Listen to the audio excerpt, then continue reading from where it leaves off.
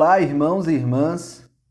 Mais uma vez é uma alegria ter a oportunidade de compartilhar a palavra do Senhor aqui em comunidade.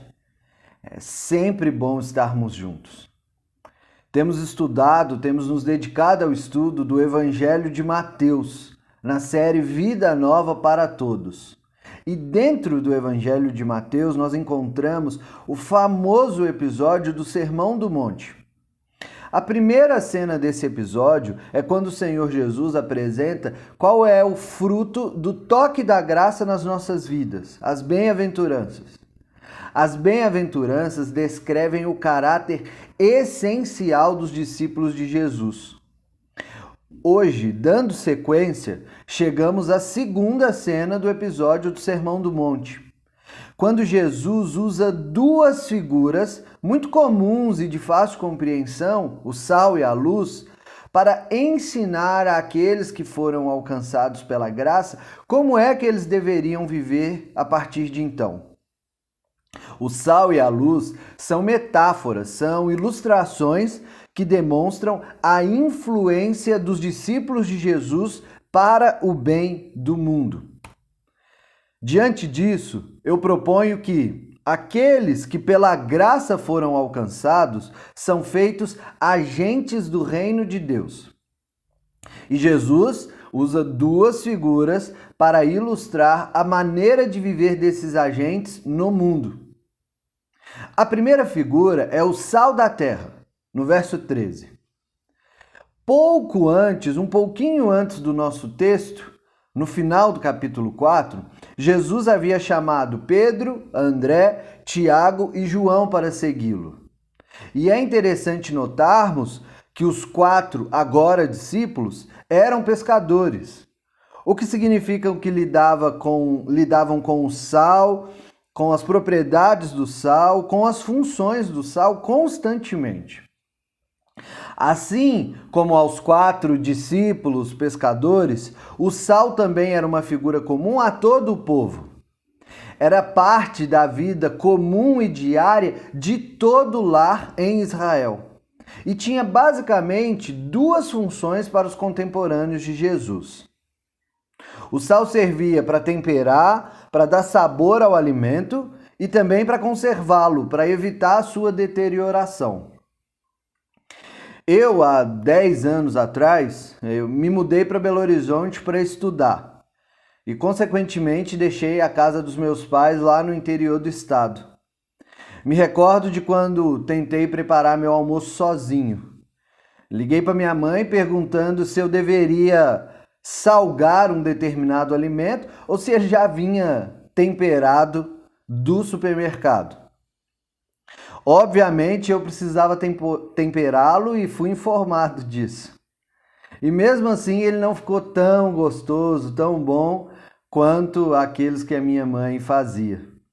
O ponto é, o sal faria toda a diferença no preparo daquela refeição. Sem o sal, meu almoço ficaria sem graça, ficaria sem sabor, ficaria sem tempero. E Jesus, ao usar a figura do sal para ensinar-nos acerca dessa nova prática de vida que vai abençoar a todos, está dizendo sobre aqueles que, pela graça, alteram o sabor dos valores desse mundo.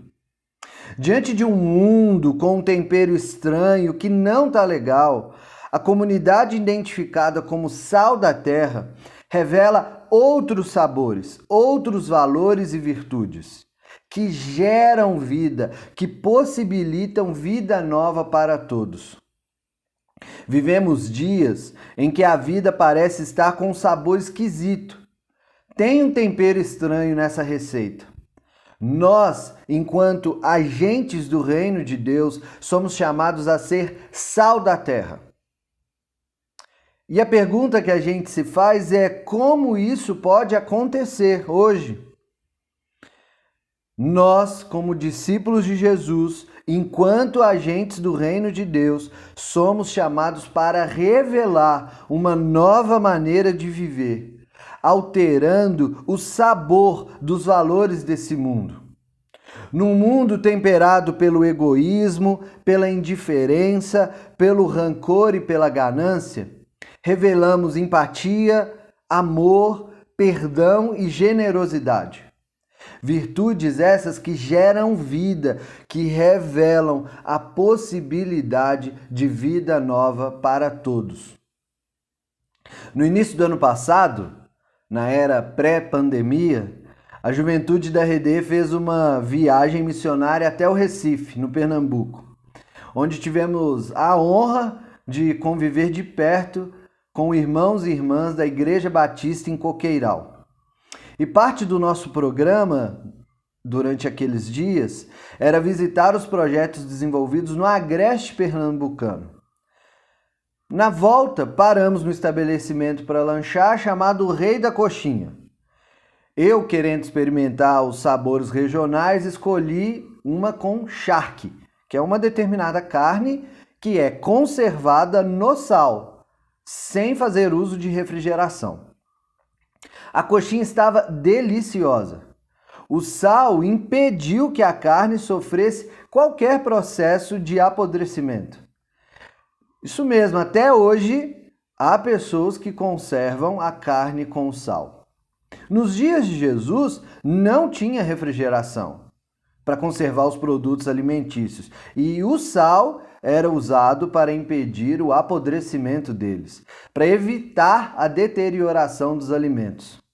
Jesus, ao usar a figura do sal para ensinar-nos acerca dessa nova prática de vida que vai abençoar todo mundo, está dizendo sobre aqueles que impedem o avanço do mal, aqueles que impedem o avanço da maldade. Está dizendo sobre aqueles que retardam a deterioração do mundo. Diante de um mundo num processo de deterioração em grande escala, um mundo marcado pelo mal que gera morte, nós, como igreja, o sal da terra, somos chamados para impedir o avanço da maldade e para retardar a deterioração do mundo, revelando a possibilidade de vida nova para todos. Como isso pode acontecer conosco hoje? Em todos os ambientes em que eu e você nos encontramos, há a possibilidade de impedirmos o avanço do mal. Onde existe injustiça, lutamos para que a justiça prevaleça. Onde existe violência, revelamos a paz. Onde existe corrupção, nadamos contra a corrente sendo honestos. Diante do mal, agimos com a lógica do bem. Não importa o caminho que a maldade esteja fazendo. Ao encontrar com a comunidade dos discípulos de Jesus, ao encontrar com um discípulo de Jesus, ela há de parar. É o ensino que o apóstolo Paulo reforçaria anos depois. Não se deixem vencer pelo mal, mas vençam o mal pelo bem. Nesse mundo marcado pelo mal e seus efeitos destruidores, nós devemos pensar em como podemos frear o ciclo da destruição, agindo como sal da terra, revelando a possibilidade de vida nova para todos. O texto segue, e Jesus lança mão da segunda figura para ilustrar a maneira de vida desejada por ele para os seus discípulos. Ele afirma: vocês são a luz do mundo. No Evangelho de João, Jesus afirmaria que ele é a luz do mundo, o que significa que os seus discípulos, chamados de luz do mundo, derivam dele e brilham a sua luz neste mundo. Somos seres luminosos e não seres iluminados. A luz está em nós, a vida de Cristo está em nós e Cristo é a luz do mundo. Nós somos a luz do mundo exatamente porque somos a habitação da luz que é o Senhor Jesus. O mundo é recheado pela maldade, pelas trevas e ele tem pouca luz própria.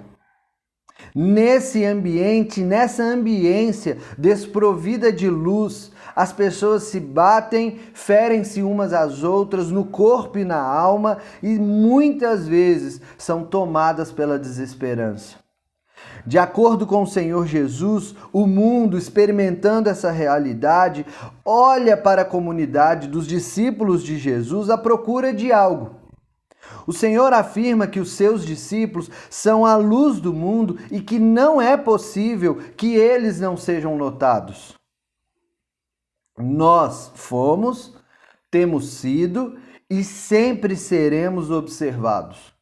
E a pergunta a ser feita é: quando o mundo que está à nossa volta nos olha, ele enxerga a luz de Cristo?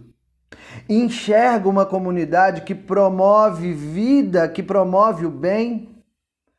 Se, como sal da terra, paramos o avanço da maldade, da destruição, como luz do mundo fazemos o bem avançar, praticando as boas obras.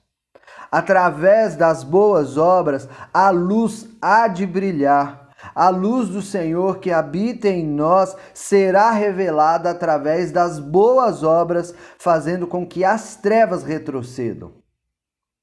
As boas obras citadas por Jesus no texto que lemos se relacionam com as bem-aventuranças que ele havia acabado de ensinar.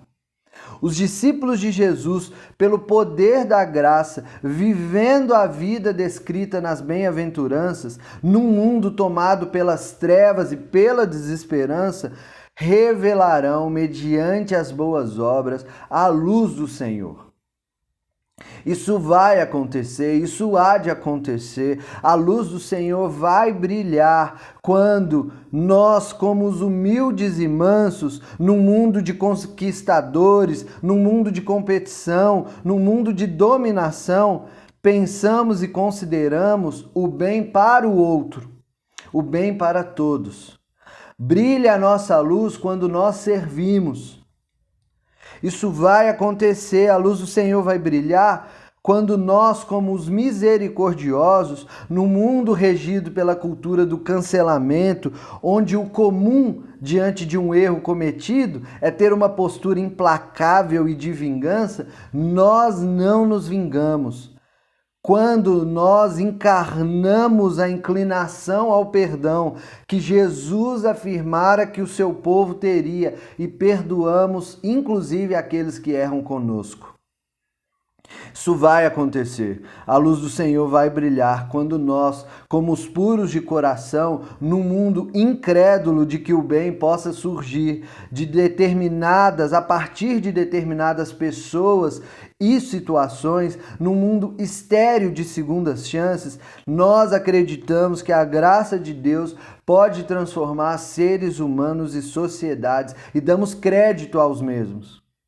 Isso vai acontecer, a luz do Senhor vai brilhar quando nós, como os pacificadores, no mundo de contendas, de rompimentos, de brigas e de violência, nós promovemos a paz.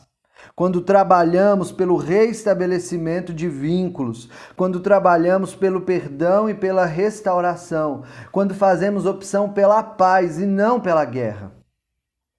Isso vai acontecer, a luz do Senhor há de brilhar quando nós, como os perseguidos por causa da justiça, num mundo marcado por acordos, por alianças que produzem injustiças e o mal, nós permanecemos fiéis ao Senhor e à ética do reino de Deus, promovendo a justiça e o bem, mesmo que isso nos acarrete perseguição. Se assim for, se nesse mundo de densas trevas os discípulos de Jesus encarnarem pela graça e pelo poder do Espírito Santo a vida descrita ao longo das bem-aventuranças, então as pessoas nos verão as nossas boas obras, serão encontradas pela luz que nos habita.